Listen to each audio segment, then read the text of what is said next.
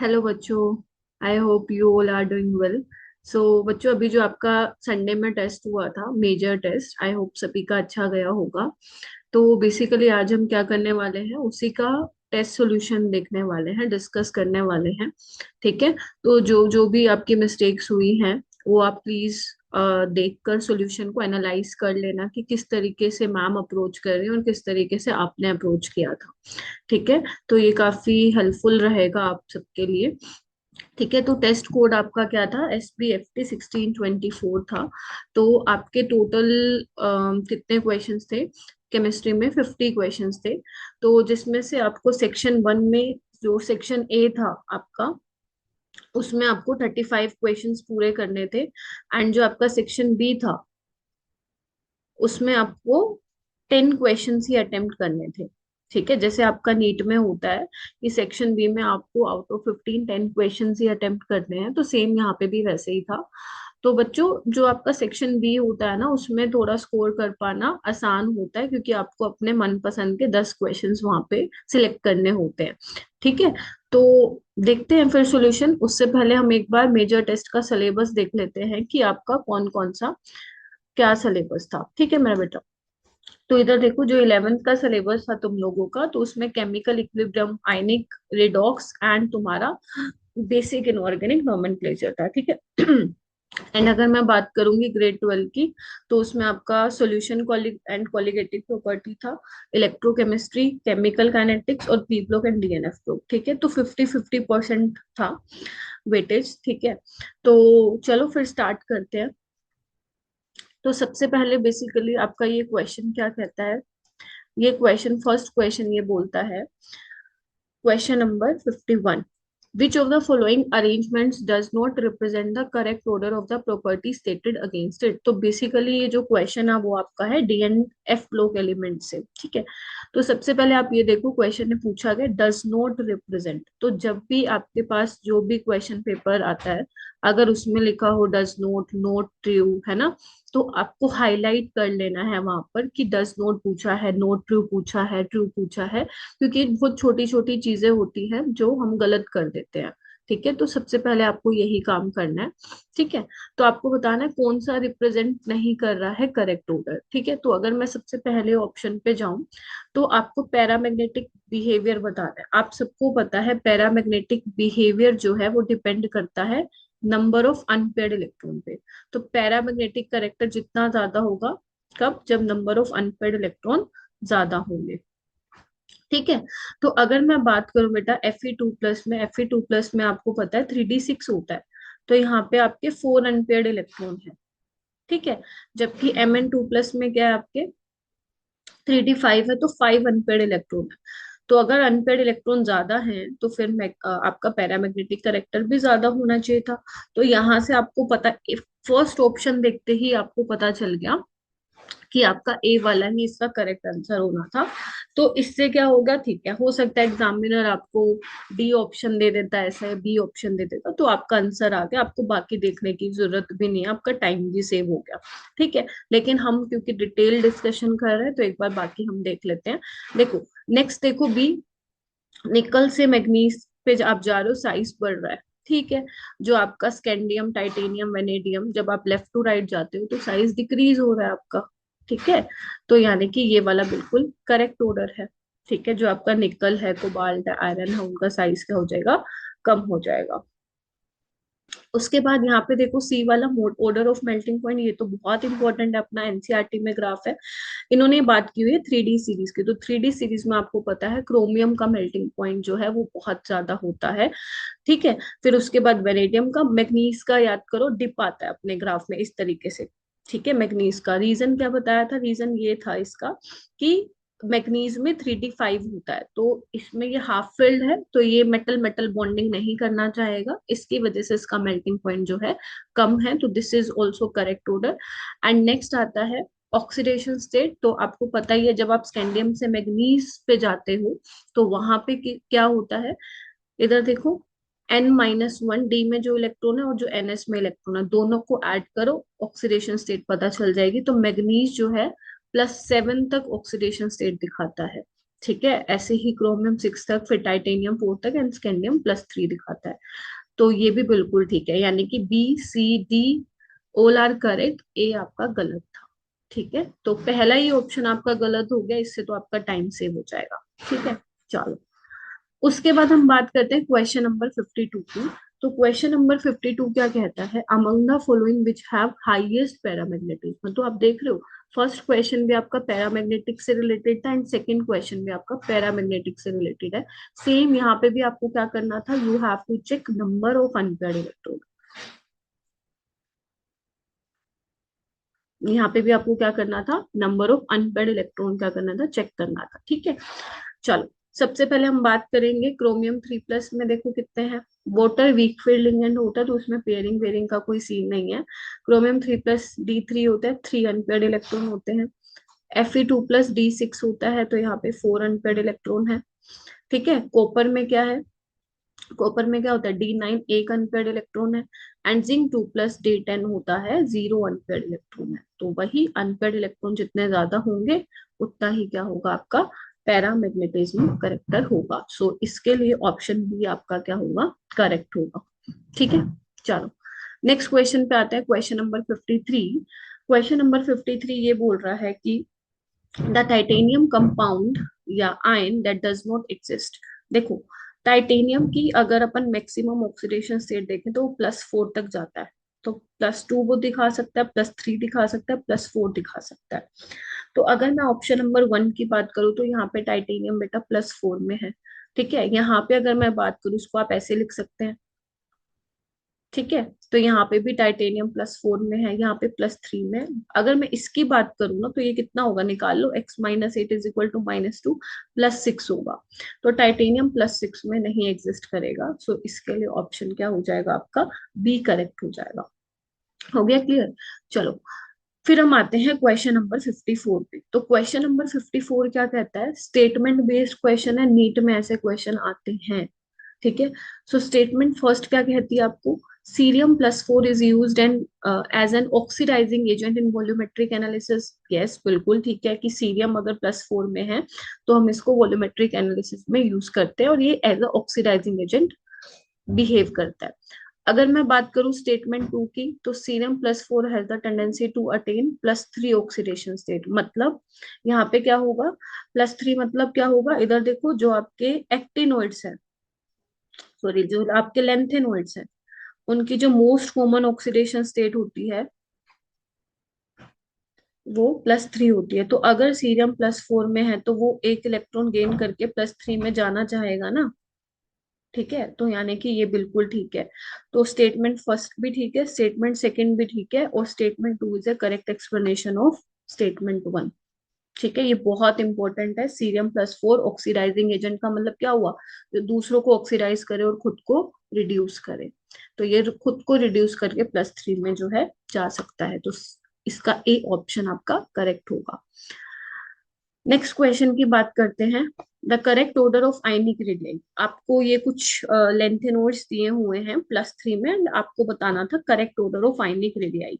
ठीक है, तो बेसिकली होगा क्या, आपको पता है, अगर मैं बात करूं left to right, left to right आपका साइज क्या होता है, डिक्रीज होता है। ठीक है, रीजन क्या होता है इसका, due to lanthanoid contraction. Lanthanoid contraction काफी इंपॉर्टेंट क्वेश्चन है, ये काफी बार नीट में भी आया हुआ है। ठीक है, तो अगर मैं बात करूं बेटा लेंथेनोइड्स में, इनकी लोकेशन कहाँ कहाँ होती है, सबसे पहले लेंथेनम आता है। याद करो, ला चिक्की परी ने प्रेम सम्मान से, ये वाली तुम्हें ट्रिक पता है। तो सीरियम जो आता है फिर बाद में आता है, फिर पीएम आता है, और फिर लास्ट में यटरबियम होता है। यही होता है लेंथेनोइड्स में इनकी लोकेशन। तो आप देख पा रहे हो, सबसे ज्यादा जो साइज होगा वो लेंथेनम का बड़ा होगा। तो आप देखो ऑप्शन एलिमिनेट करके करो। ठीक है, इनऑर्गेनिक के क्वेश्चन और ऑर्गेनिक के क्वेश्चंस आप लोग ऑप्शन एलिमिनेट करके करा करो, बहुत मतलब फायदा होगा, नेगेटिव मार्किंग अवॉइड कर सकते हो। ठीक है, तो देखो लेंथनम 3+ की ज्यादा होनी चाहिए, तो हमारे पास सी और डी दो ऑप्शन रह गए हैं, बी और ए को तो हटा दो, देखते ही हटा दो। फिर लेंथनम के बाद सीरियम होना चाहिए। देखो इस तरीके से टाइम सेव होगा, नेगेटिव भी नहीं होगा, और 4 नंबर तुम्हारे हाथ में। ठीक है, तो क्वेश्चन 55 का डी ऑप्शन करेक्ट होगा। उसके बाद बात करते हैं मेरा बेटा क्वेश्चन नंबर 56 की।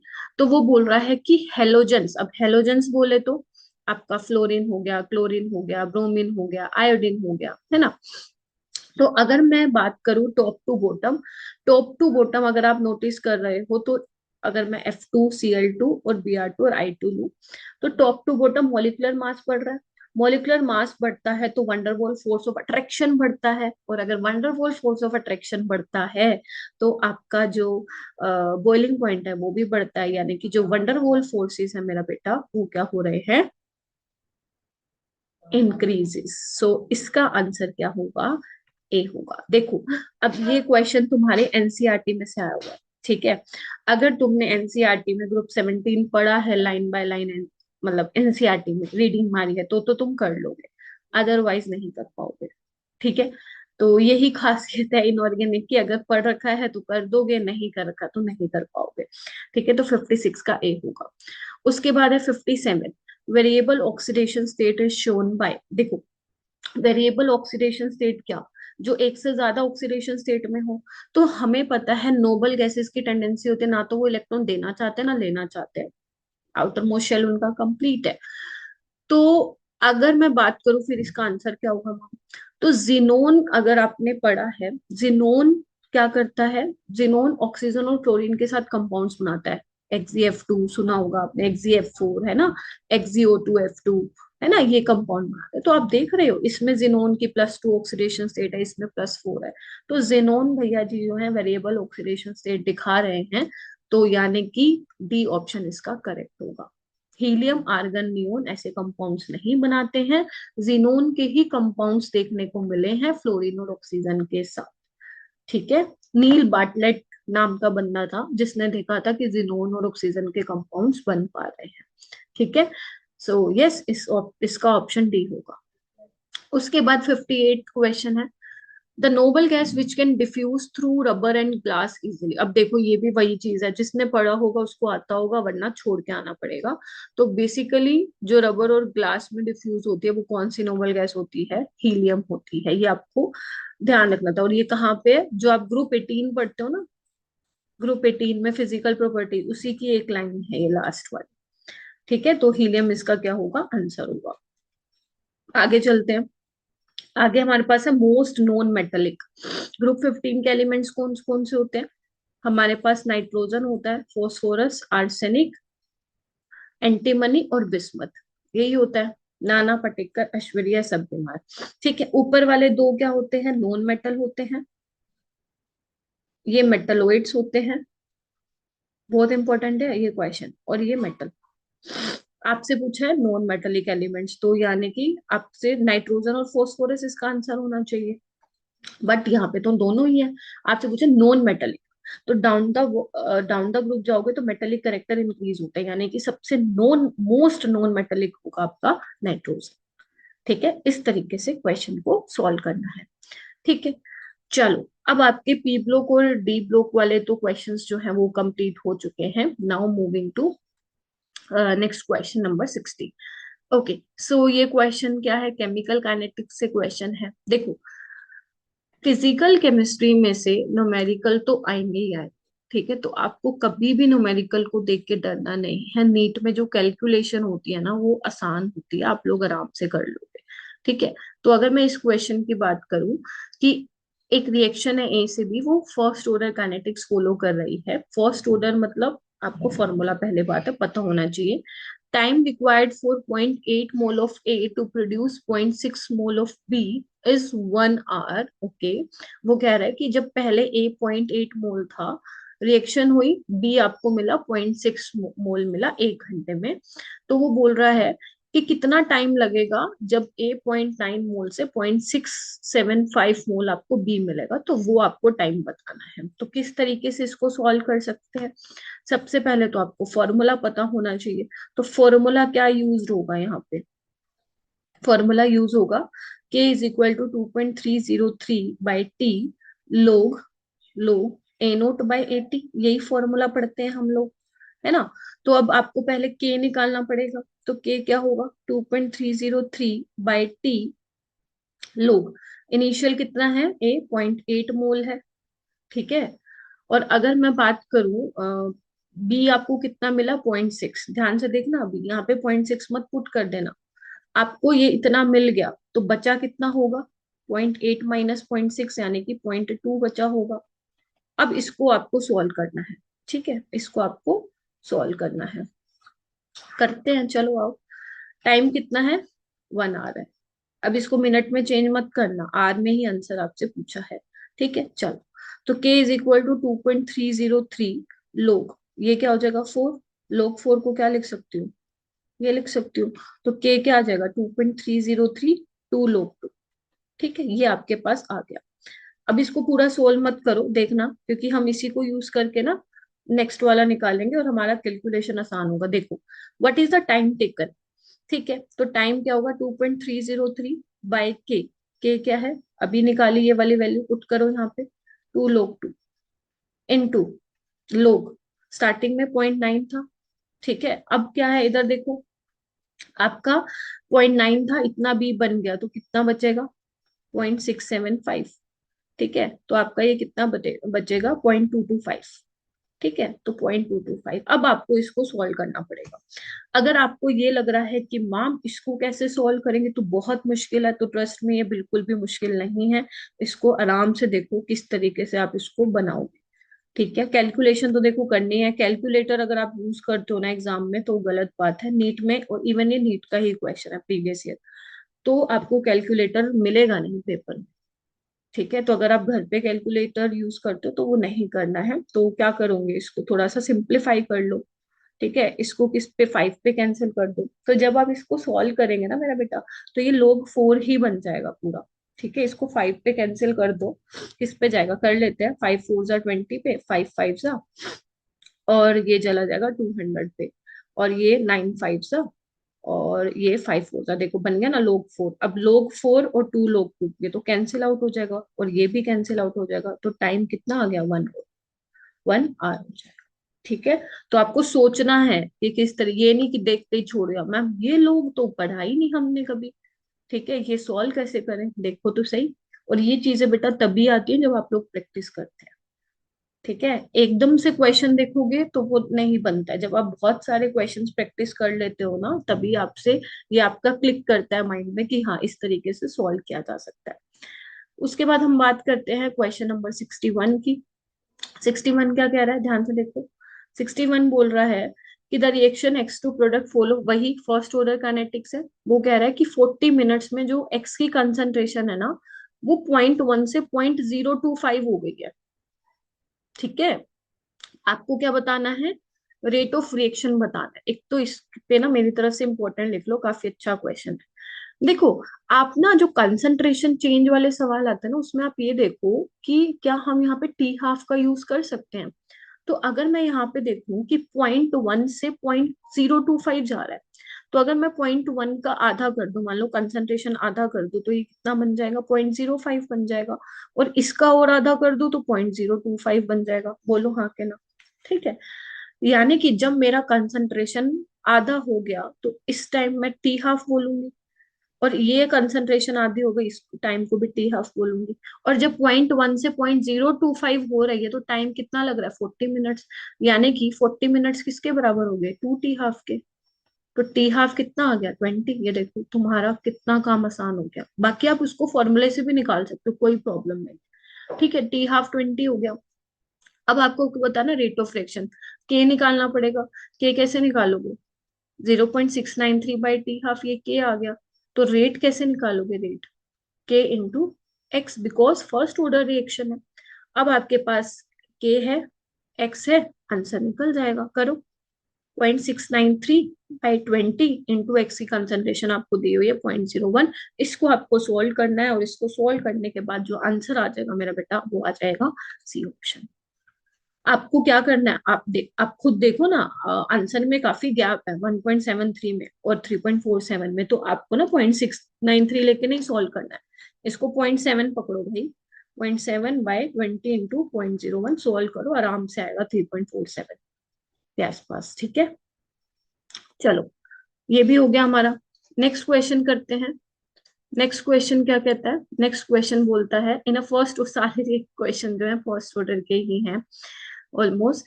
The concentration of reactant, okay, तो रिएक्टेंट की कंसंट्रेशन डिक्रीज हो गई 800 टू 50। पहले 800 थी, अब 50 हो गई है इन इतने सेकंड्स में। रेट कांस्टेंट बताना है। तो अब रेट कांस्टेंट के लिए चलो फिर करते हैं, लगाओ वही same formula. K is equal to 2.303 by t log A naught by 80। A naught क्या है? तुम्हारी इनिशियल कंसंट्रेशन है। 80 क्या है? लेफ्ट अमाउंट ऑफ कंसंट्रेशन है।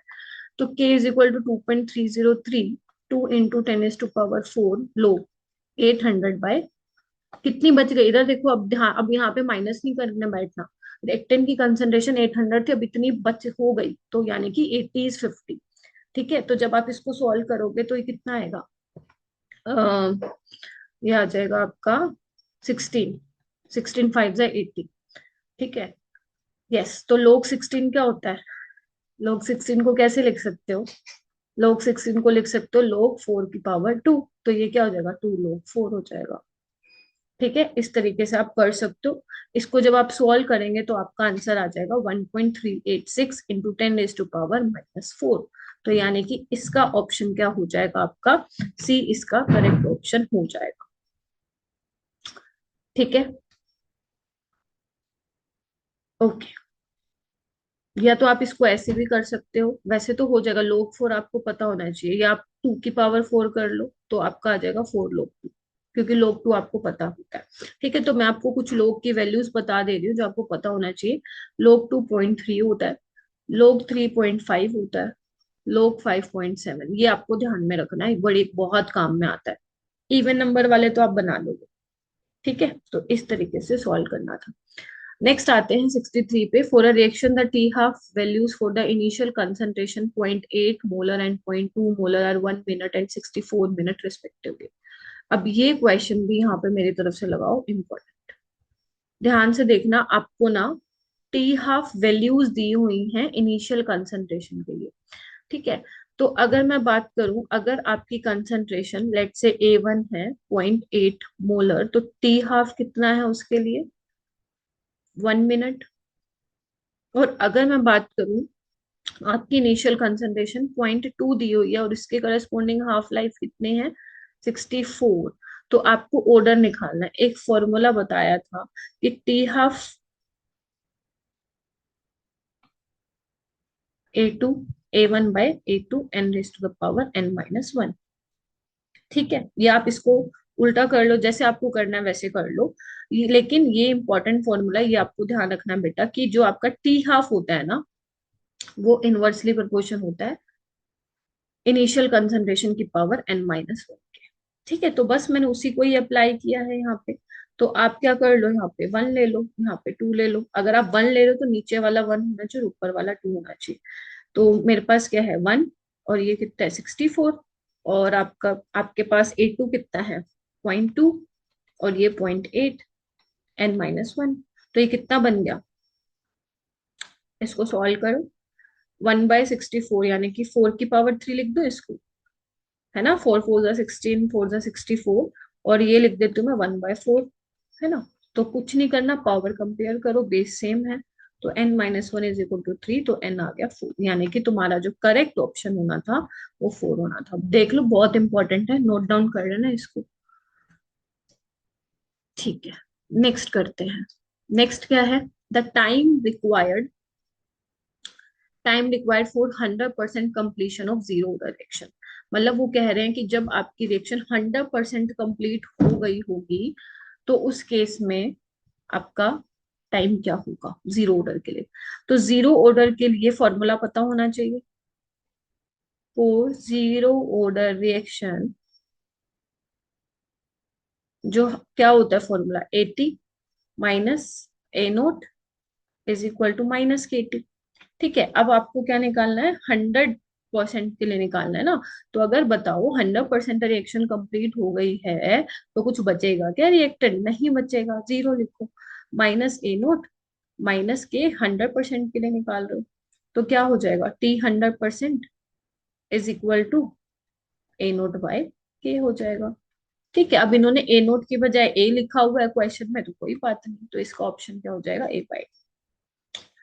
देखो फिजिकल को तो सॉल्व करना पड़ेगा, न्यूमेरिकल आया तो यू हैव टू सॉल्व, अगर कोई कॉन्सेप्चुअल आया फिर वो ऑप्शन एलिमिनेशन से हो जाता है। तो जो ऑप्शन एलिमिनेशन वाला अप्रोच है ना, वो आप इनऑर्गेनिक और ऑर्गेनिक में फॉलो करो। ठीक है, चलो नेक्स्ट क्वेश्चन नंबर 65। ऐसे क्वेश्चन तो बहुत करे हैं तुम लोगों ने। देखो, स्टैंडर्ड रिडक्शन पोटेंशियल दिया हुआ है आपको जिंक निकल आयरन का, रिएक्शन आपको दी हुई है, वो कह रहे हैं कि ये रिएक्शन कब स्पॉन्टेनियस होगी, मतलब खुद ब खुद। ठीक है, तो देखो एक्स ऐसा होना चाहिए जो ऑक्सीडाइज कर दे, है ना, और वाई जो है उसका रिडक्शन हो जाए। तो आपको ये आप क्या करोगे ना, इसको ऑप्शन से चेक करो, फायदे में रहोगे। सबसे पहले अगर मैं पकड़ूं ए ऑप्शन, तो एक्स जो है निकल है, यानी कि इनके अकॉर्डिंग निकल का ऑक्सीडेशन होना चाहिए, है ना, यही मतलब है ना इसका। और अगर वाई की बात करूं तो आयरन है, तो यानी कि इसका रिडक्शन होना चाहिए, मतलब ये होना चाहिए तभी स्पॉन्टेनियस होगा। तो ए देख लेते हैं। अगर मैं बेटा आयरन की बात करूं तो ये है, और अगर निकल की बात करूं, तो आयरन की बात करूं तो ये आयरन के लिए -0.44, और ये निकल के लिए, तो एक बार बताओ, जिसका रिडक्शन पोटेंशियल ज्यादा होता है उसका तो रिडक्शन होता है। और आपको ई नोड सेल का क्या पता है, फॉर्मूला पता है, ई कैथोड माइनस ई एनोड। तो अगर मैं निकल और आयरन में कंपेयर करूं तो निकल का रिडक्शन होना चाहिए ना, है ना, -0.23 वाली जो वैल्यू है वो बड़ी है, माइनस देखो ना आगे माइनस लिखा हुआ है। तो इसके अकॉर्डिंग तो निकल का ऑक्सीडेशन हो रहा है, तो ये तो सरासर गलत है, हटा दो इसको। आगे देखो निकल और जिंक की अगर मैं बात करूं, निकल ये रहा, जिंक ये रहा। अब एक्स निकल है, यहाँ पे बोला निकल का ऑक्सीडेशन होना चाहिए, जबकि इसका रिडक्शन पोटेंशियल तो जिंक से ज्यादा है, तो ये भी गलत है। यहाँ पे देखो आयरन और जिंक, अब आयरन और जिंक की अगर मैं बात करूँ, this is for zinc and this is for iron, यहाँ पे भी आयरन का रिडक्शन होना चाहिए, बट इसके अकॉर्डिंग तो आयरन का फिर ऑक्सीडेशन होगा, ये भी गलत है। और अब देखो यहाँ पे जिंक और आयरन, जिंक का कितना है, ध्यान से देखो, रिडक्शन पोटेंशियल -0.76, निकल का कितना है, -0.3, तो -0.23 प्लस 0.76 आपका ई नोट सेल आएगा पॉजिटिव में, यानी कि स्पॉन्टेनियस होगा। तो जब आपका एक्स जिंक होगा और वाई आपका निकल होगा तो ही ये रिएक्शन होगी, वरना नहीं हो पाएगी। ठीक है, okay, moving to next question, question number 66। तो क्वेश्चन नंबर 66 क्या कह रहा है, calculate the current in milliampere. अब देखो यहाँ पे आपको थोड़ा सा ध्यान रखना, मिली एम्पियर में निकालना है। ठीक है, so calculate the current in milliampere required to deposit, कितना डिपॉजिट हुआ है, 0.195 gram of aluminium platinum metal in 5 hour. यानी कि जब प्लेटिनम मेटल इतना डिपॉजिट होता है 5 आवर, ठीक है, 5 घंटे में, तो बताओ उस टाइम में कितना करंट पास किया गया होगा इस सॉल्यूशन से, ये क्वेश्चन बोल रहा है। तो अगर मैं बेटा प्लेटिनम PTCl6 से, वैसे कोऑर्डिनेशन कंपाउंड आपका वो हो चुका है, तो इसमें आपको ऐसा नहीं सोचना था मैम ये आउट ऑफ सिलेबस था, नहीं। ठीक है, तो प्लेटिनम की ऑक्सीडेशन स्टेट यहाँ पे आप निकालोगे +4 है। ठीक है, तो अगर PTC तो PT +4 में है, तो 4 इलेक्ट्रॉन गेन करके प्लेटिनम में जाएगा, राइट। अच्छा जी, तो जब बेटा आप 4 फैराडे की इलेक्ट्रिसिटी पास करो तो 195 ग्राम डिपॉजिट हो रहा है। तो अगर मैं इसको उल्टा लिखना चाहूँ, 195 ग्राम डिपॉजिट होगा जब 4 फैराडे इलेक्ट्रिसिटी पास होगी इस सॉल्यूशन से, राइट। तो 0.195 ग्राम डिपॉजिट होगा, तो उसके लिए कितना फैराडे आपको पास करना पड़ेगा, कुछ नहीं करना, देखो कैलकुलेशन कितनी आसान होगी इसकी। ठीक है, तो ये हो जाएगा आपको कैंसिल आउट, तो ये आ जाएगा 4 × 10⁻³ ठीक है, फैराडे, फैराडे, फैराडे।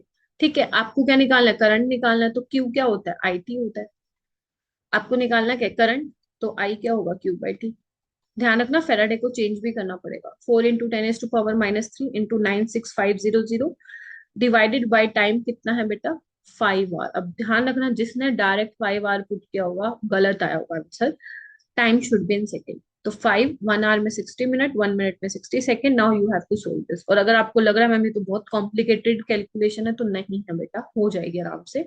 तो जब आप इसको सॉल्व करोगे तो आएगा 21.44 × 10⁻³ और आपको पता है 1 मिली एम्पियर में 10⁻³ -3 एम्पियर होते हैं। तो आप इसको लिख दो डायरेक्ट 21.44 मिली एम्पियर, यानी कि ऑप्शन सी जो होगा इसका करेक्ट हो जाएगा। तो 66 का सी आ गया अपना, ठीक है। चलो ओके, नेक्स्ट क्वेश्चन करते हैं।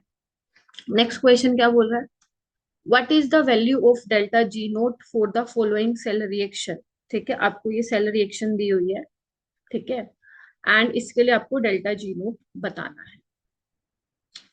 Okay, so delta G note का फॉर्मूला क्या होता है यहाँ पे बताओ। डेल्टा जी नोट होता है minus E naught cell into F, faraday आपका, राइट। अब एन की वैल्यू पता हो, देखो ई नोट सेल निकालोगे, फेराडे आपको पता है, मेन यहाँ पे बात आती है एन क्या होगा। तो दो चीजें इसमें इंपॉर्टेंट थी जो आपको ध्यान रखना था। एन की वैल्यू क्या होगी, देखो जिंक जो है 2 इलेक्ट्रॉन लूज करेगा, ठीक है, इधर देखो,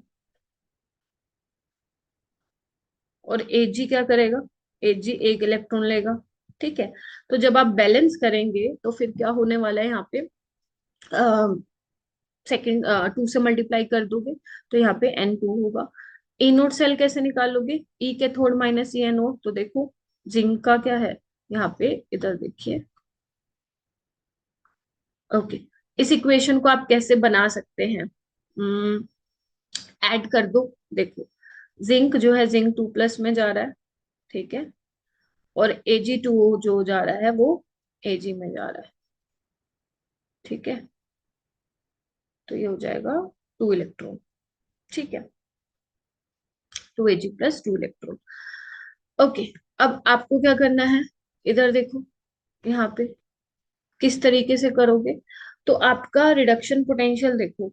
अब ये कितना है आपका, इसमें अगर ऑक्सीडेशन स्टेट चेक, ये रिडक्शन करा हुआ है तो ये ठीक है, रिडक्शन पोटेंशियल है, जबकि यहाँ पे ऑक्सीडेशन पोटेंशियल है, तो आप इसको रिडक्शन में चेंज करो।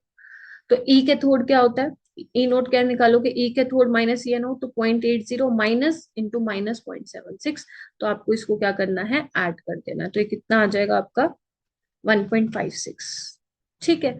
तो 1.56 यहाँ पे पुट कर दो, 96500, लेकिन जब आप यहाँ से बेटा डेल्टा जी निकालेंगे तो वो आंसर तुम्हारा आएगा जूल में आएगा, ठीक है, बिकॉज यहाँ पे क्या है, वोल्ट में है ना ई नोट सेल, ठीक है, और ये यहाँ पे फेराडे क्या है, कूलम पर, कूलम में है, ठीक है। तो वो आपका जूल में आएगा आंसर, आपको किलो जूल में निकालना है, यानी कि जो भी आपका आंसर आएगा उसको आपको 1000 से जरूर डिवाइड करना है, ठीक है, नहीं तो आंसर गलत ही आएगा, ठीक है। तो यहाँ ने कि आंसर, पहली बात है नेगेटिव में आएगा, देखो सब में नेगेटिव में दिया हुआ है, तो यहाँ पे जब आप सोल्व करोगे तो -301 किलो जूल पर मोल आएगा, ठीक है। मैं फिर बोल रही हूँ कैलकुलेशन डिफिकल्ट नहीं है, जब आप सोल्व करेंगे तो हो जाएगा। तो इसका बी ऑप्शन जो होगा वो करेक्ट होगा, ठीक है। नेक्स्ट क्वेश्चन पे चलते हैं। नेक्स्ट क्वेश्चन क्या कहता है, क्वेश्चन नंबर 68। तो 68 क्वेश्चन कहता है कि O2 is bubbled through water at 293 kelvin. वो कह रहे हैं कि एज्यूम करो कि O2 जो है इतना प्रेशर जो है लगा रहा है 0.98, कैलकुलेट द सोल्युबिलिटी। अब देखो आपको O2 निकालना है ग्राम पर लीटर में, ग्राम पर लीटर में निकालना है। हेनरीज लो कांस्टेंट आपको दिया हुआ है। फॉर्मूला क्या यूज करेंगे अपन, कि partial pressure of oxygen is equal to K H into mole fraction of oxygen, यही करोगे। तो पार्शियल प्रेशर आपको दिया ही हुआ है, तो आप इसमें मोल फ्रैक्शन निकाल लेंगे, पार्शियल प्रेशर 0.98 और ये आपको 34.84। अब देखो किलो बार है, यूनिट शुड बी सेम, अगर ऊपर बार है तो नीचे भी बार होना चाहिए। तो 1 kilo bar is equal to 10⁻³ bar, ठीक है। इसको आपको सॉल्व करना पड़ेगा, सॉल्व तो करना ही पड़ेगा। तो जब आप इसको सॉल्व कर लेंगे, तो मैंने भी सॉल्व किया हुआ है, ये आ जाएगा तुम लोगों का 2.81 इंटू 10⁻⁻5, सॉल्व करने पे इतना आ जाएगा, ठीक है। अब मोल फ्रैक्शन आगे O2 के नंबर ऑफ मोल्स निकालना पड़ेगा, क्योंकि जब नंबर ऑफ मोल्स ही नहीं पता लगेंगे फिर कैसे निकालोगे ग्राम पर लीटर में। तो मोल फ्रैक्शन क्या होगा O2 का, number of moles of O2 by number of moles of O2 plus water. अब वाटर बहुत ज्यादा होगा O2 के कंपैरिजन में, तो नीचे से आप इसको आप नेग्लेक्ट मार सकते हो, ठीक है, number of moles of water. तो आपको क्या करना है, number of moles of O2 निकालना है, मोल फ्रैक्शन कितना है और number of moles of water कितने आ जाएंगे, 55.55। ठीक है, अब इसको भी क्या करना पड़ेगा, आपको सॉल्व करना पड़ेगा। इसको जब आप सॉल्व कर लेंगे तो आपको देखो ध्यान से कि ग्राम पर लीटर में दिया है, ये आपका मोल में निकल के आएगा। अगर मैं बोलूं कि 1 लीटर में बात हो रही है तो पर लीटर आ जाएगा। ठीक है, तो आपको क्या करना है, ग्राम पर लीटर में निकालने के लिए क्या करना पड़ेगा, O2 के मोलिकुलर मास दैट इज 32 ग्राम पर मोल से मल्टीप्लाई करना पड़ेगा। तो मोल से मोल, मोल से पर मोल कैंसिल हो जाएगा और आंसर तुम्हारा ग्राम पर लीटर में आएगा। तो इसकी कैलकुलेशन ना बहुत आसान हो जाएगी जब आप इसको सॉल्व करेंगे। तो इसको सॉल्व करके आ जाएगा 0.05 ग्राम पर लीटर। ठीक है, तो यानी कि ऑप्शन नंबर क्या होगा, ए इसका करेक्ट होगा। इस तरीके से करना था। ठीक है, नेक्स्ट क्वेश्चन करते हैं, क्वेश्चन नंबर 69। 69 क्वेश्चन क्या कहता है, अगेन आपका किससे है ये, सोल्यूशन चैप्टर से है। Which of the following will have the lowest freezing point. देखो, दो तीन टर्म्स होती हैं, ध्यान से सुनना। लोवेस्ट फ्रीजिंग पॉइंट पूछ ले एग्जामिनर, या पूछ ले depression in freezing point. Depression in freezing point, दोनों का जो है सेम आंसर ही आएगा, सेम कॉन्सेप्ट यूज करोगे। बट अगर वो हाईएस्ट फ्रीजिंग पॉइंट बोलेगा तो फिर जो इसका आंसर आएगा उससे उल्टा इसका हो जाएगा। राइट, तो अब लोवेस्ट आपको पता है बेटा, colligative property depression and freezing point क्या थी, delta T f is equal to iota into K f into m. ठीक है, यानी कि मोलालिटी और वोंटो फैक्टर पे डिपेंड कर रहा है। तो अगर जिसका आयोटा और एम का प्रोडक्ट ज्यादा आएगा, है ना, जिसका आयोटा और मोलालिटी का प्रोडक्ट ज्यादा होगा, मतलब उतना फ्रीजिंग पॉइंट डिप्रेस हो रहा है, उतना फ्रीजिंग पॉइंट कम हो रहा है। तो अगर लिथियम सल्फेट की बात करूं, तो अब आपको नहीं दिया हुआ कितने परसेंट डिसोसिएट हुआ है, तो हम मानते हैं 100% डिसोसिएशन दिया हुआ है, तो ये कितना हो जाएगा, इसका आयोटा 3 हो जाएगा, 2Li प्लस SO4 2 नेगेटिव। तो 3 × 0.01 ये आ जाएगा 0.03, ये आ जाएगा इंटू 2 यानी कि 0.02 आ जाएगा। कैल्शियम क्लोराइड का आयोटा क्या होगा, 3, तो ये कितना आ जाएगा, 0.045। ये डिसोसिएट नहीं होगा तो ये 0.035 आ जाएगा। अब देखो किसका ज्यादा है, इसी का ज्यादा आई टाइम का प्रोडक्ट, तो यही सबसे ज्यादा, इसी का ही फ्रीजिंग पॉइंट डिप्रेस होगा। तो बी ऑप्शन इसका करेक्ट होगा। नेक्स्ट हम बात करते हैं क्वेश्चन नंबर 70 की। The depression in freezing point for 1 molar urea, 1 molar glucose and 1 molar NaCl। Same देखो वही है, आपको आयोटा इंटू एम देखना है। यूरिया नॉन डिसोसिएट करता है तो यहाँ पे 1 ही रह जाएगा, ग्लूकोज का भी 1 ही रह जाएगा, नॉन डिसोसिएटेड है। इसका आयोटा 2 हो जाएगा। ठीक है, तो यहाँ पे क्या हो जाएगा, 1 × 2। तो देख लो, 1:1:2 इस तरीके से क्वेश्चन को अटेम्प्ट करना। ठीक है, ये वाले क्वेश्चन बेटा बहुत इजी हैं, और ऐसे क्वेश्चंस ना नीट में भी बहुत बार आए हुए हैं, क्लास में भी बहुत प्रैक्टिस करते हो आप ऐसे क्वेश्चंस, तो इन क्वेश्चंस को गलत करना हम अफोर्ड नहीं कर सकते। हम्म, हो जाएगा। ओके, नेक्स्ट क्वेश्चन हम करते हैं। ध्यान से देखेंगे, ये क्वेश्चन थोड़ा सा अच्छा क्वेश्चन है। ठीक है, चलो इसको हम करते हैं आराम से। देखो, अब क्या होगा, इधर ध्यान से देखो। जो आपका 71 क्वेश्चन है वो थोड़ा सा अच्छा क्वेश्चन है। इसमें क्या है, आपको बोला है two solid compounds X and Y dissociate at a certain temperature as follow. आपको ये दो रिएक्शन दी हुई हैं, KP1 दिया हुआ, आपको टोटल प्रेशर बताना है। तो देखो, अब टोटल प्रेशर तो ABC की वजह से आएगा, बिकॉज XY तो सॉलिड है। तो इसको हम सॉल्व करेंगे, प्लीज ध्यान से देखना अगर नहीं हुआ था तो। देखो, ठीक है, तो यहाँ पे हम मान लेते हैं कि आपका जो एक्स है वो पार्शियल प्रेशर है ए का, और बी का है वाई, ऐसे मान लेते हैं। तो सॉलिड है, इसमें तो प्रेशर एक्सर्ट करेगा ही नहीं। ठीक है, तो जो आप ये करते हो ना, लाइक P0 हो गया, करके भी देख लो, P0 हो गया 0 0, तो P0 माइनस पी, तो ये P बनेगा, ये 2P बनेगा। ठीक है, तो बेसिकली इस P को ही मैं क्या बोल रही हूँ, एक्स और वाई कंसिडर कर लीजिए आप। तो यहाँ पे ये क्या बनेगा, फिर एक्स बनेगा और ये 2x बनेगा, है ना। अगर मैं वाई की केस में बात करूं, देखो मैं अप्रोच बता रही हूँ किस तरीके से करना है। ठीक है, तो वाई में क्या होगा, अगर मान लो वाई है, प्रेशर में वाई लेट करूँ तो ये 2y बनेगा, है ना, और ये y बनेगा। तो एक बात बताओ, ये वाला b और ये वाला b, यहाँ पे 2x, यहाँ पे 2y, यानी कि टोटल प्रेशर b की वजह से कितना होगा, 2x + 2y। तो इसको मैं ऐसे लिख दूं, देखो। ठीक है, यहाँ पे ये हो जाएगा 2x+2y और ये y। ठीक है, ये आपको पता होना चाहिए था। KP1 आपको कितना दिया हुआ बेटा, 9 × 10⁻³ और KP2 कितना दिया हुआ आपको, 4.5 × 10⁻³ अब केपी होता क्या है, अगर मैं फर्स्ट इक्वेशन की बात करूं लेट से, और ये सेकंड इक्वेशन है, तो KP1 क्या हो जाएगा, देखो partial pressure of A into partial pressure of B का स्क्वायर, और KP2 क्या हो जाएगा आपका, पार्शियल प्रेशर ऑफ बी का square into partial pressure of C. तो दोनों को डिवाइड करो तो कैंसिल हो जाएगा, है ना। तो आपका KP1/K2 क्या है, 9 × 10⁻³ बाय 4.5 × 10⁻³ और PA/PB क्या आ जाएगा, देखो एक बार, पार्शियल प्रेशर ऑफ ए कितना है x, सी का कितना है y, तो x/y आ जाएगा। जब आप इसको सॉल्व करोगे तो ये कितना आ जाएगा, 2, तो यानी कि x आ जाएगा 2y, ये आपके पास आ गया। ठीक है, आपको क्या चाहिए, टोटल प्रेशर चाहिए, यानी कि ए की वजह से और जो बी की वजह से होगा वो आपको निकालना है। तो उसके लिए बेटा आपको एक्स और वाई की वैल्यू निकालनी पड़ेगी। तो x = 2y। ठीक है, मैं इसको इरेज कर रही हूँ, इसको जो कैलकुलेशन किया ना ये हटा दीजिए।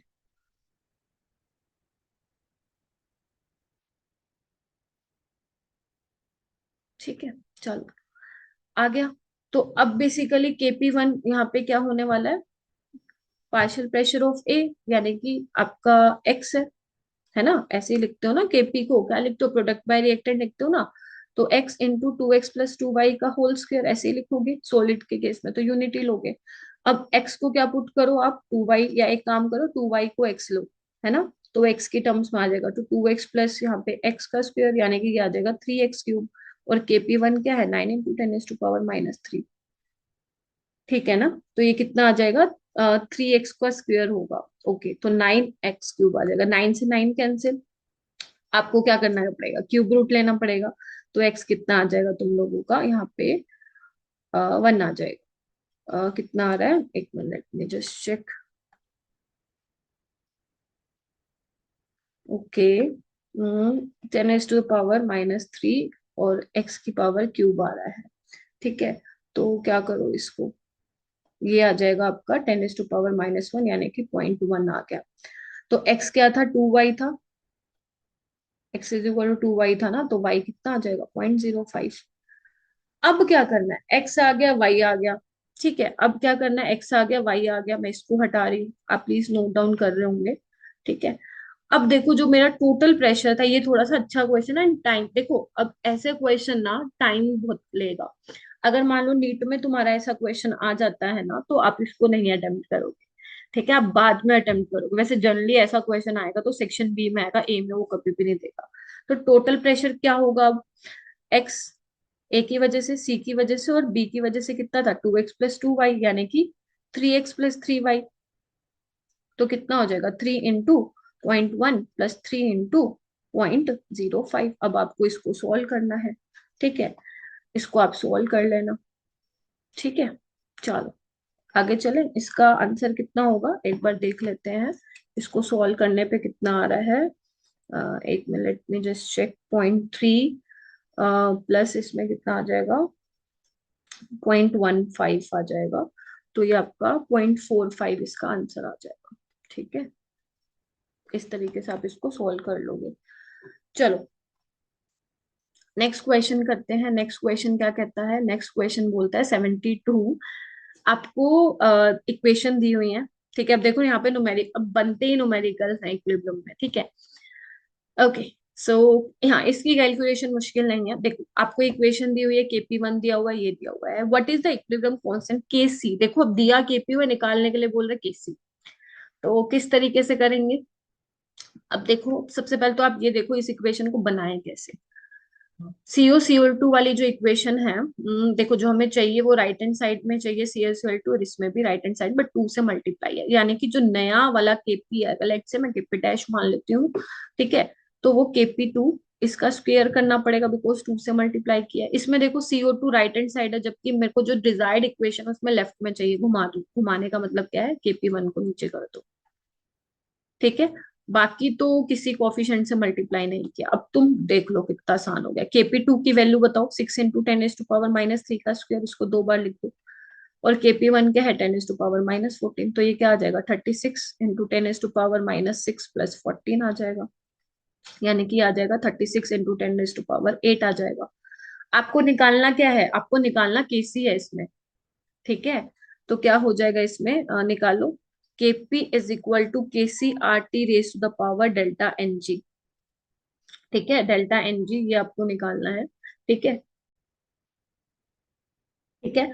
तो अब यहाँ पे देखो आप क्या करोगे, Kp is equal to KC RT⁻⁻, delta n g. अब केपी आपने नया वाला केपी की बात करो निकाल लिया ऑलरेडी, केसी आपको चाहिए, आरटी क्या होगा, आर आपको पुट करना है 0.082 इंटू टेम्परेचर 1120। अब आप ये देखो कि डेल्टा एनजी की वैल्यू क्या है, देखो एक बार नई जो इक्वेशन है, 2 - 3 यानी कि -1, तो यानी कि इसको आपको नीचे लेके आना पड़ेगा और फिर सॉल्व करना पड़ेगा, ठीक है। तो यानी कि 36 इंटू 10⁸ इंटू 0.082 इंटू 1120, जब आप इसको मल्टीप्लाई करेंगे देन आपका जो है केसी आने वाला है। एंड मैंने इसका आंसर निकाला हुआ है, ये आएगा आप लोगों का ये इसके आसपास आएगा, 3.5 3.4 के आसपास आएगा, तो इसका ऑप्शन ए इसका करेक्ट होगा, ठीक है। नेक्स्ट आता है question number 73, very easy question.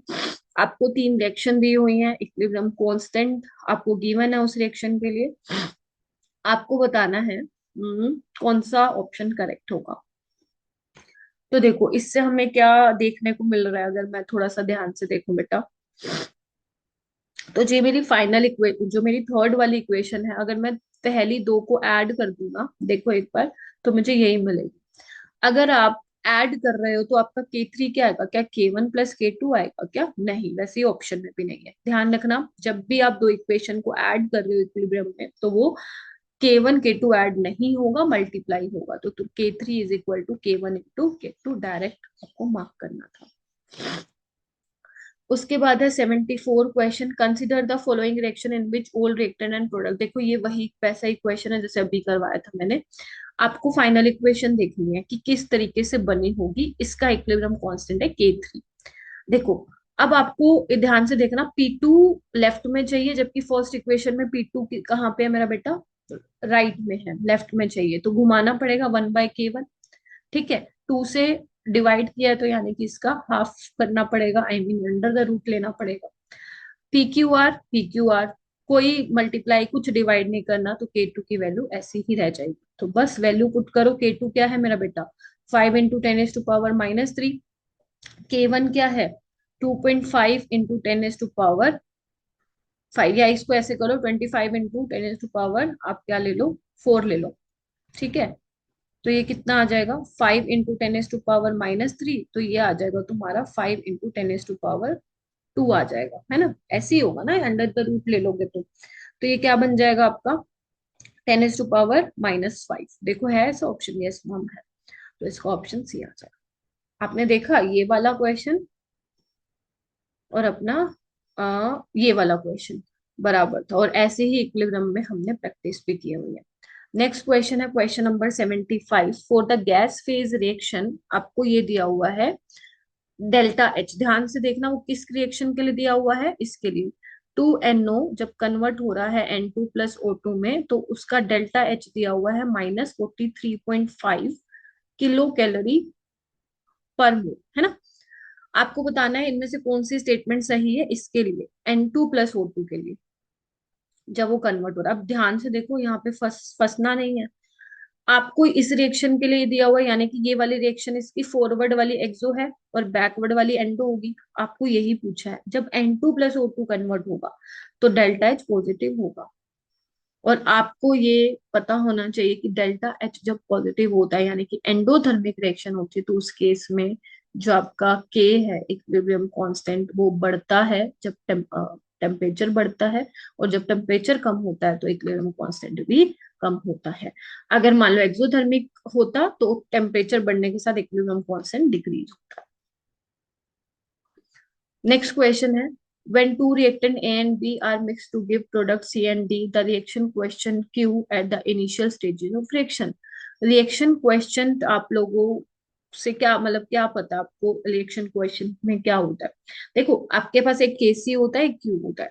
केसी में जो आप कंसंट्रेशन पुट करते हो वो इक्विलिब्रियम पे होने चाहिए, बट अगर आप क्यू ले रहे हो which is the reaction question, तो उसमें अंट शंट कोई भी कंसंट्रेशन आप पुट कर सकते हो किसी भी टाइम पे। ठीक है। तो जो आपका रिएक्शन क्वेश्चन है वो किस तरीके से, इस तरीके से इंक्रीज होता है टाइम के साथ। तो इसका आंसर क्या आएगा, 0 गलत, ये वाला सही होगा। ठीक है, डायरेक्ट।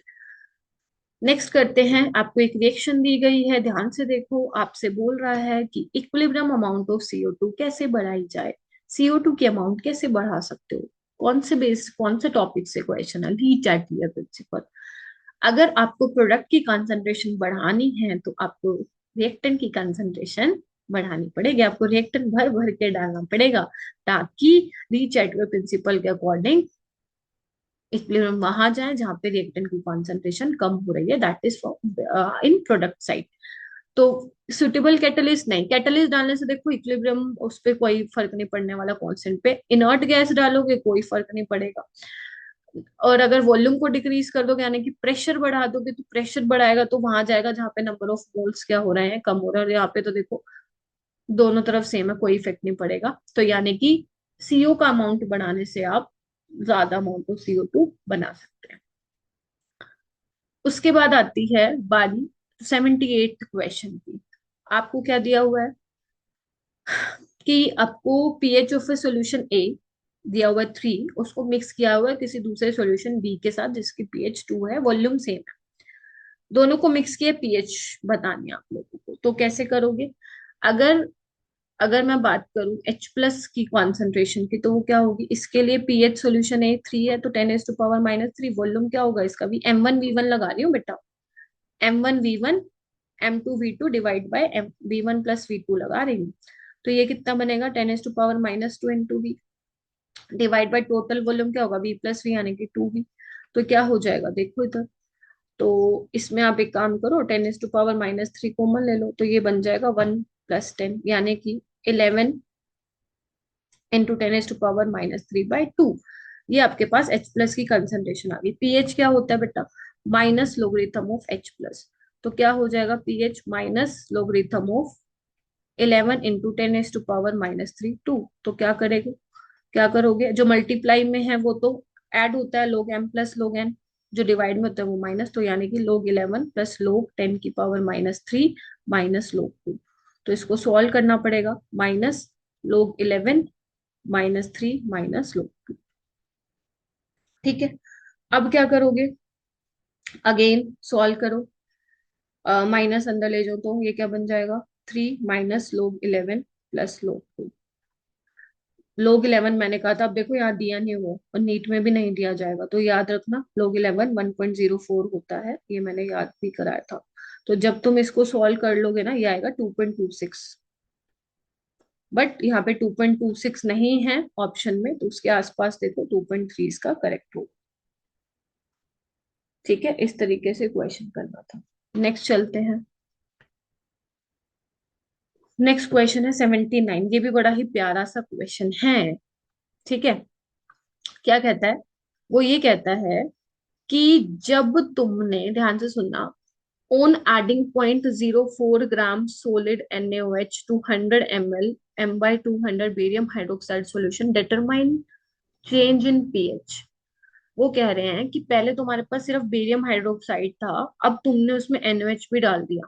पहले बेरियम हाइड्रोक्साइड की वजह से कुछ पीएच हो गया, अब तुमने उसमें NaOH भी डाल दिया, तो पीएच में डिफरेंस आएगा। ठीक है, तो वो तुम्हें वही चेंज निकालना है, कितना आएगा। चलो फिर सॉल्व करते हैं इसको। सबसे पहले मेरे पास सॉल्यूशन में बेरियम हाइड्रोक्साइड ही था, तो बेरियम हाइड्रोक्साइड को जब बेटा आप डिसोसिएट करोगे तो वो किस में चेंज होगा, Barium 2+ में और 2OH नेगेटिव।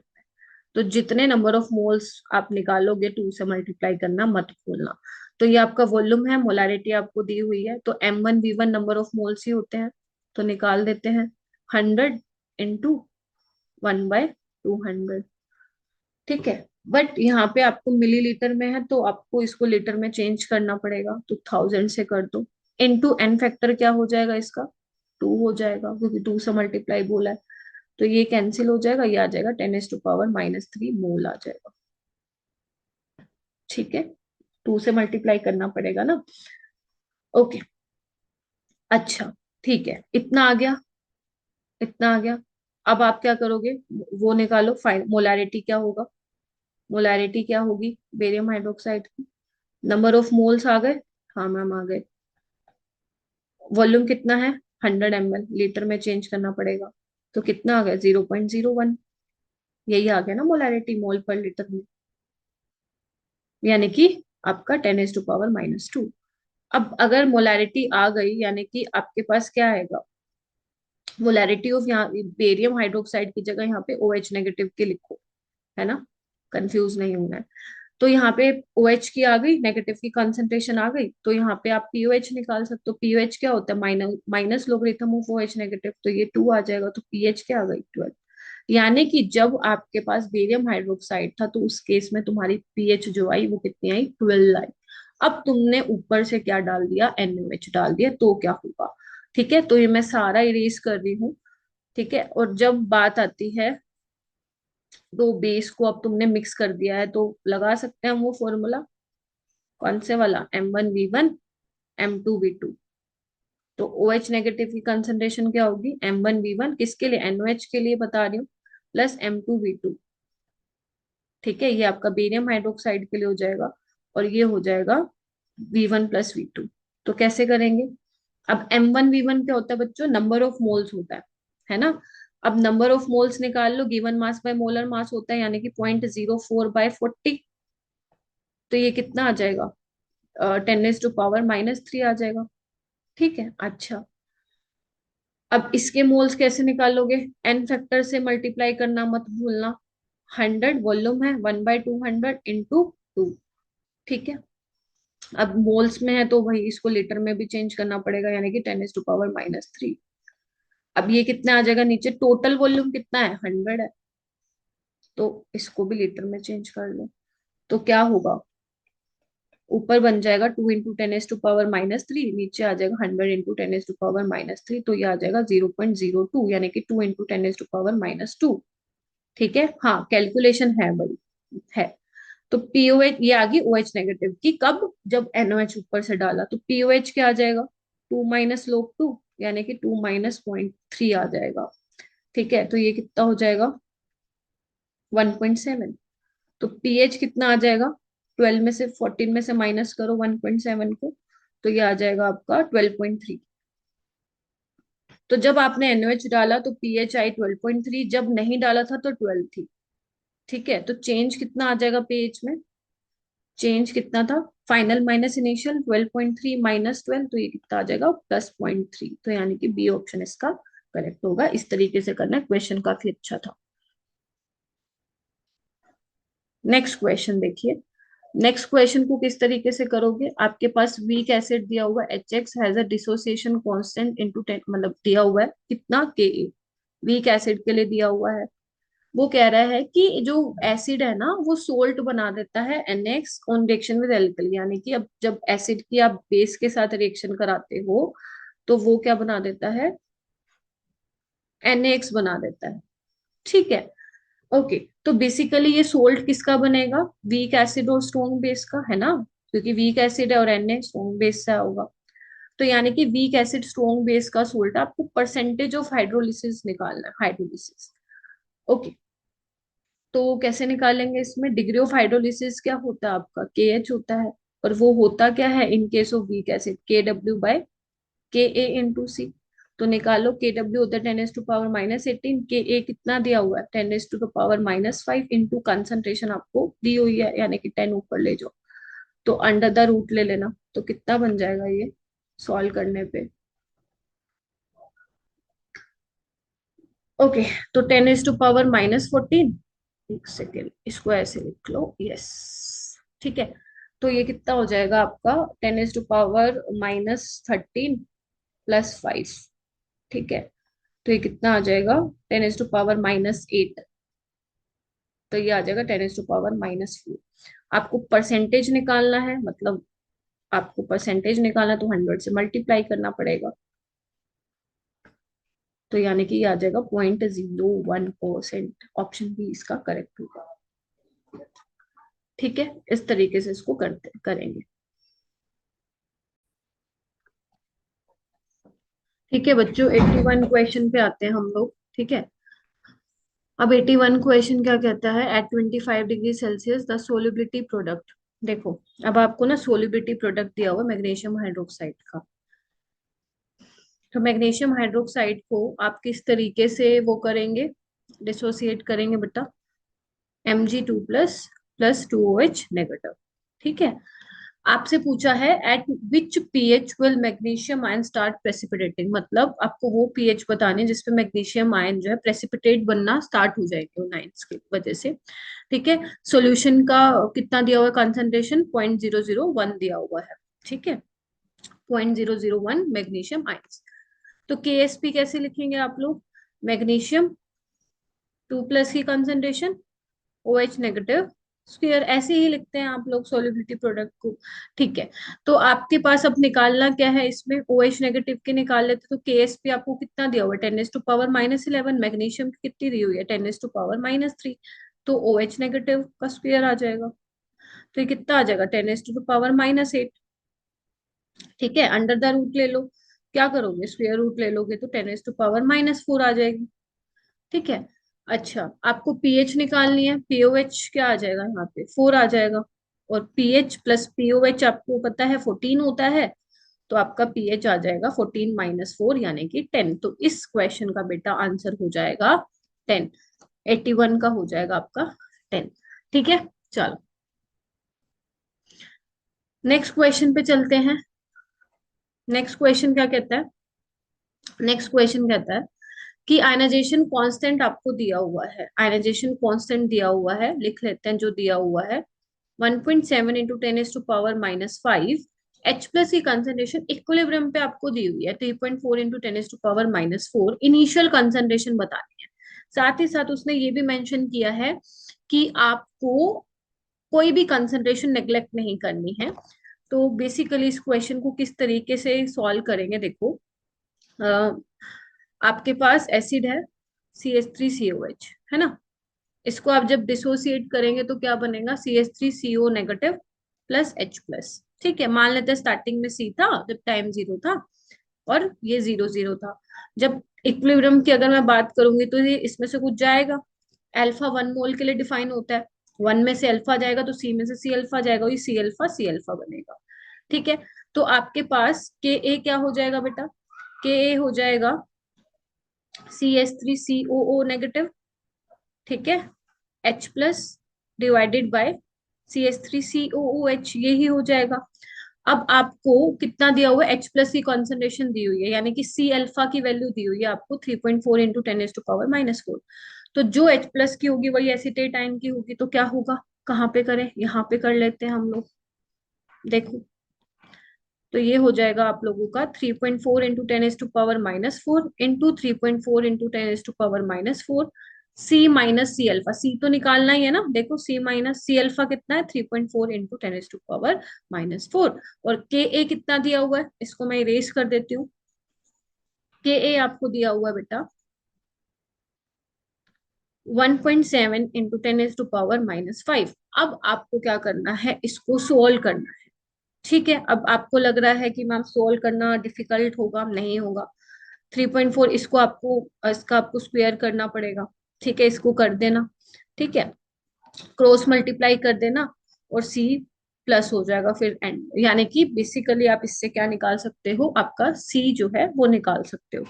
इसका C जो आने वाला है वो आने वाला है मेरा बेटा 7.14 इंटू 10⁻⁻3 मोलर। ये आपका नीट में भी आया था। ठीक है, नीट में भी आया था, बस इसने एक्स्ट्रा क्या ऐड कर दिया इस क्वेश्चन में, कि do not neglect any concentration. तो आपको कुछ भी नेग्लेक्ट नहीं करना था, जो जैसा था वैसे उसको रखना है। ठीक है, चलो ओके, नेक्स्ट क्वेश्चन क्या कहता है, नेक्स्ट क्वेश्चन कहता है 83 द रिलेटिव बेसिक करेक्टर। तो देखो, बेसिक करेक्टर बताना है। देखो, अगर मान लो मैं इसकी पी ब्लॉक से है वैसे क्वेश्चन, अगर मैं एसिडिटी की बात करूँ, ये सब कॉन्जुगेट बेस दिए हुए हैं, अगर मैं इनका एसिड लिखूं तो ये क्या होगा, HClO2 होगा, ये HClO होगा, ये HClO3 होगा, और ये HClO4 होगा। आपको पता है कि HClO4 का पर क्लोरिक एसिड का एसिडिक करेक्टर ज्यादा होता है। क्योंकि जितनी ज्यादा ऑक्सीडेशन स्टेट होगी,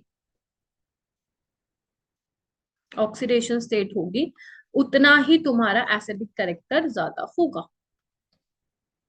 ठीक है। तो यानी कि अगर मुझे बेटा एसिड का ऑर्डर लगाना हो, एसिडिटी का, तो क्या होगा, HClO4 का सबसे ज्यादा, फिर HClO3 का, फिर आपका होगा HClO का, एंड देन HClO2 का।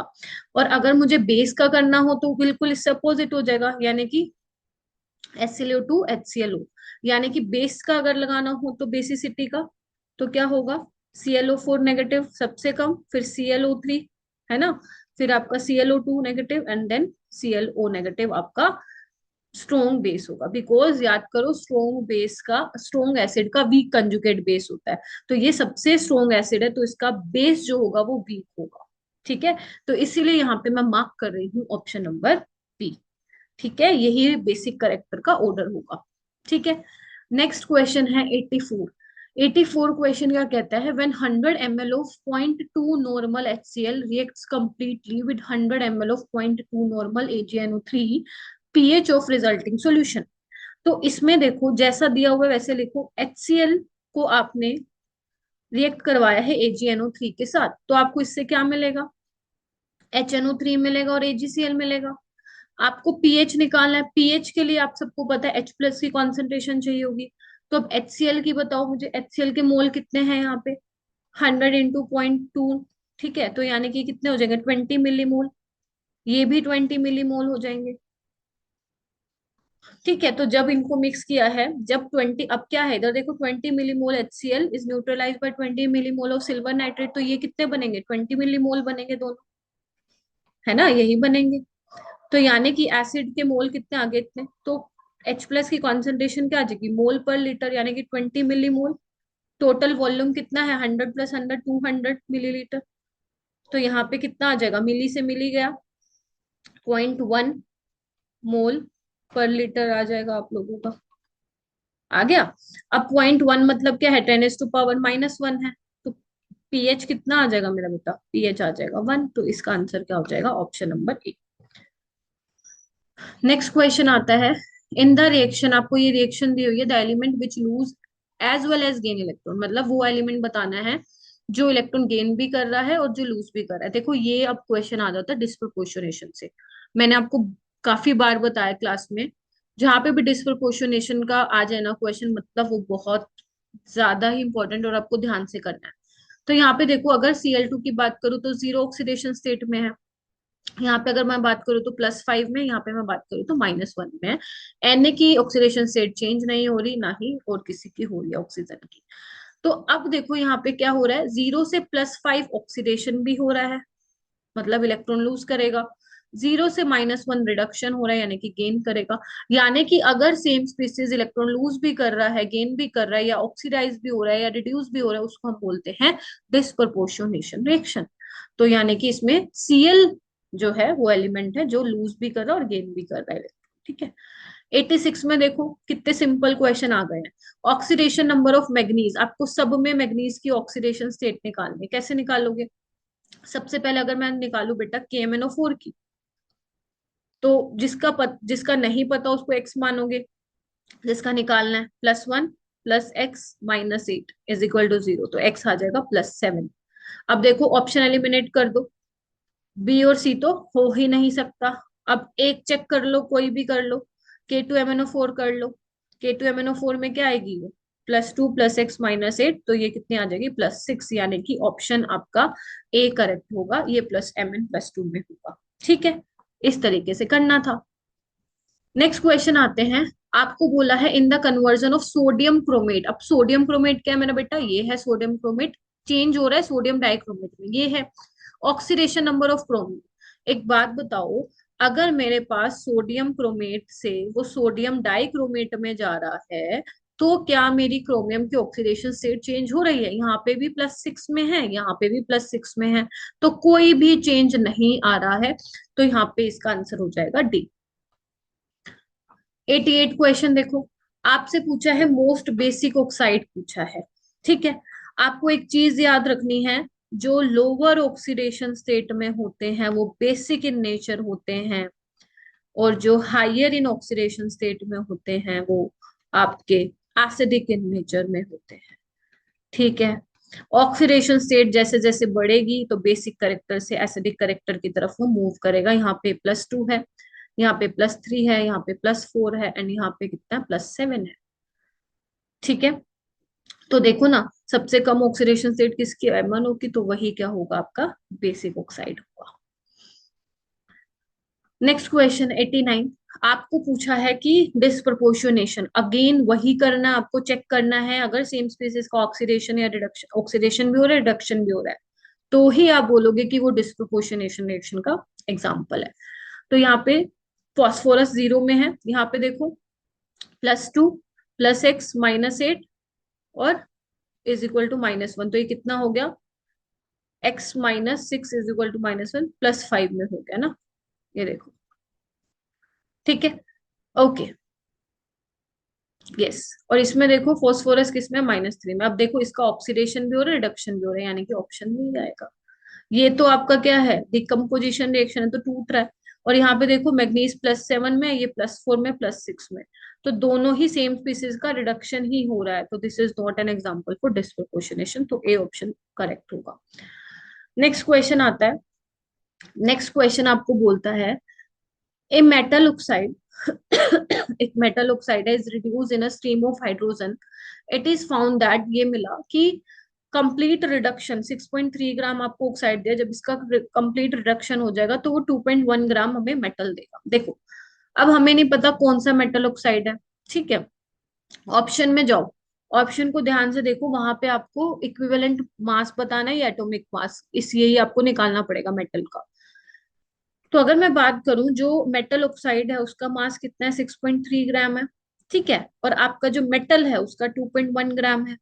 तो ऑक्सीजन का कितना हो जाएगा, माइनस करना पड़ेगा 6.3 में से 2.1 को, तो कितना आ जाएगा 4.2 ग्राम। देखो मेटल ऑक्साइड में से मेटल को मैं माइनस कर दूंगी, मेटल के मास को, तो ऑक्सीजन का आ जाएगा।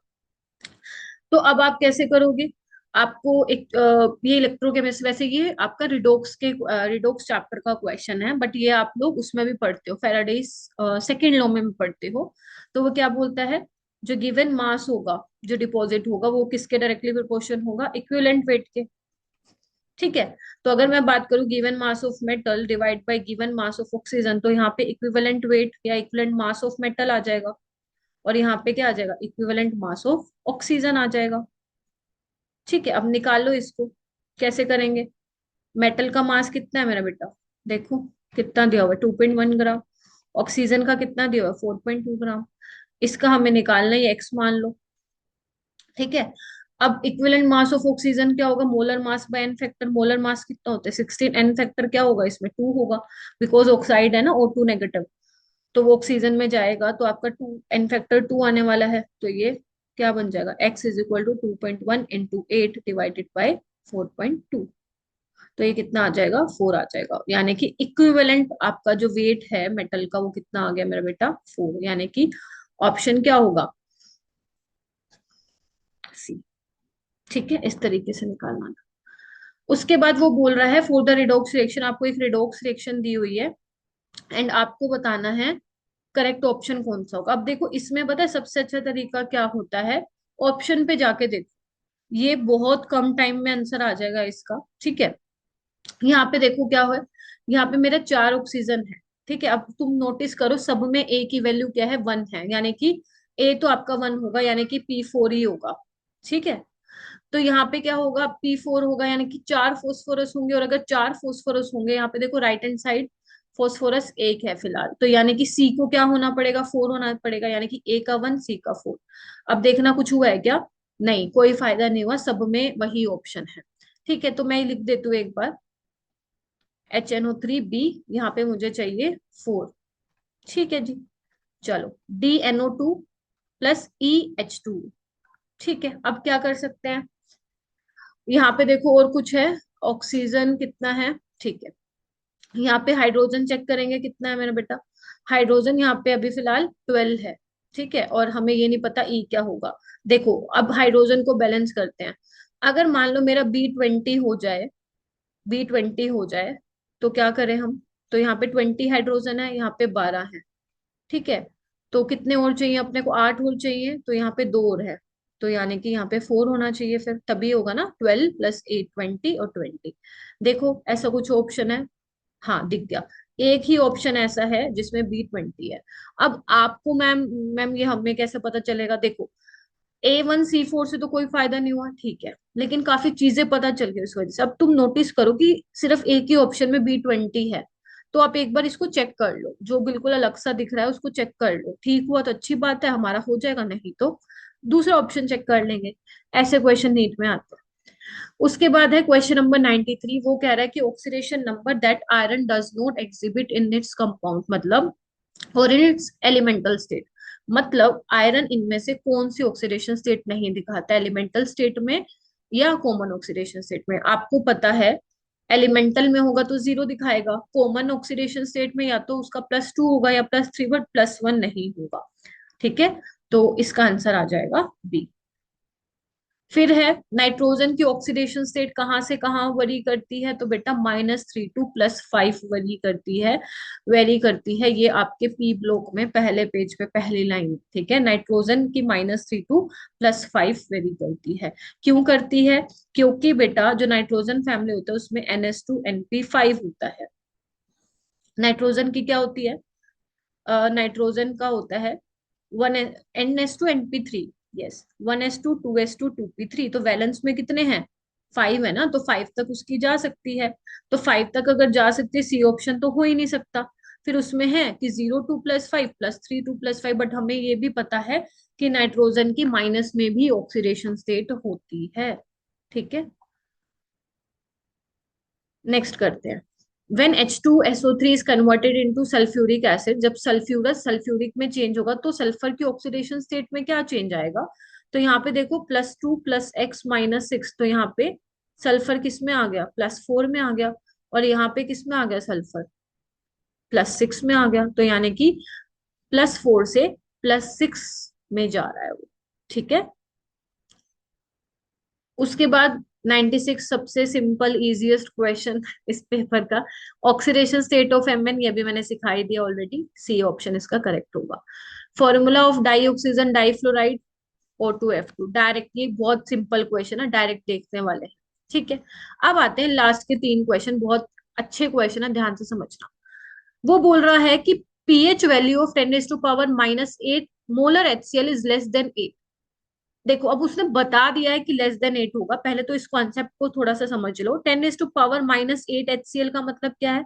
अगर आप पीएच ये वाले फॉर्मूले से निकालते हैं मेरा बेटा, माइनस लोगरिथम ऑफ H+, तो भैया आपकी पीएच 8 आने वाली है, बट हमें पता है एसिड की पीएच तो 8 हो नहीं सकती, it should be less than 8।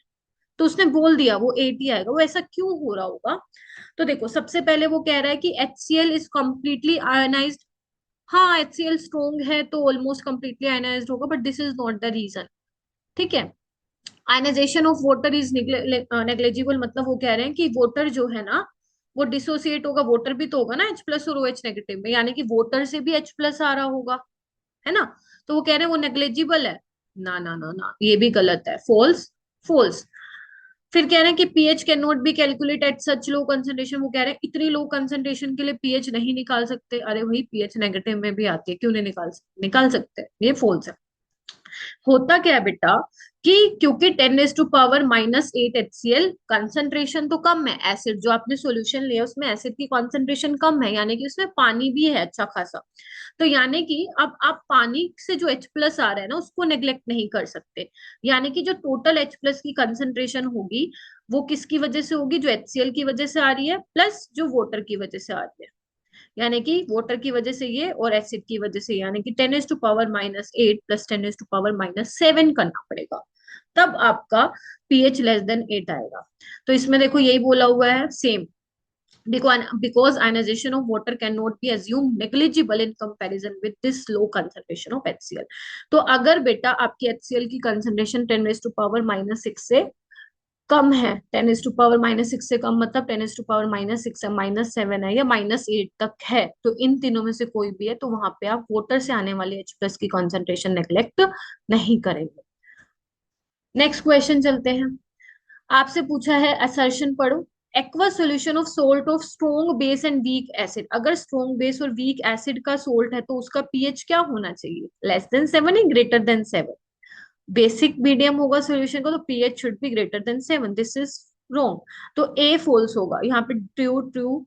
देखो एक ही ऑप्शन है डी, लगाओ डायरेक्ट टिक मार्क। ठीक है, यानी कि रीजन भी फॉल्स है। वो कह रहे हैं कि कैटाइनिक हाइड्रोलिसिस, देखो कैटाइनिक हाइड्रोलिसिस का मतलब क्या है कि स्ट्रॉन्ग एसिड और वीक बेस। ठीक है, इसमें हम बोलते हैं this is an example for cationic hydrolysis, मतलब ये सोल्ट हम लेते हैं।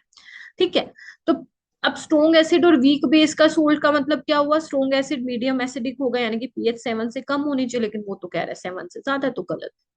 ठीक है, इस तरीके से, क्योंकि कैटायनिक मतलब क्या, कैटायन निकलेगा।